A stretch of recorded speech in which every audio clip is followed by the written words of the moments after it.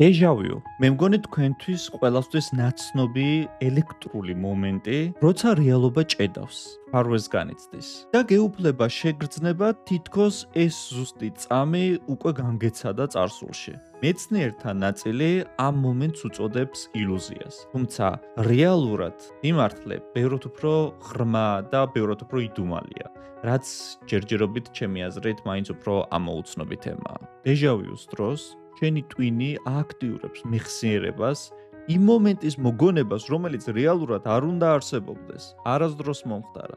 აბა საიდან მოდის ეს ყველაფერი? თავარი კითხვა სწორედ ეს არის. შენი ტვინის შიგნით ორი სისტემა ერთად მუშაობს.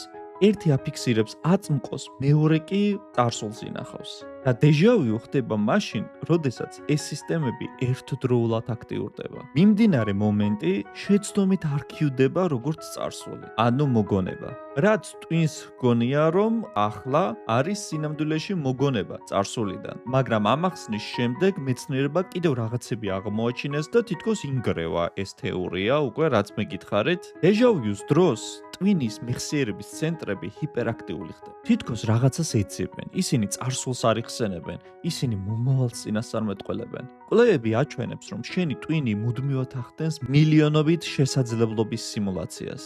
ცდილობს გამოიცნოს უბრალოდ თუ რა მოხდება შემდეგ. და როდესაც ერთ-ერთი ასეთი პროგნოზი იდეალურად ემთხვევა შენს რეალობას, ამ შემთხვევაში უკვე დეჟავიუს გრძნობ. ეს მეხსიერება არ არის, ეს უბრალოდ სიზუსტეა. მომენტი, რომელიც შენმა ტვინმა დიდი ხნით ადრე დაინახა, ვიდრე ეს მოხდებოდა. მაგრამ ნამდვილი შიშიც აქ ჩნდება უკვე.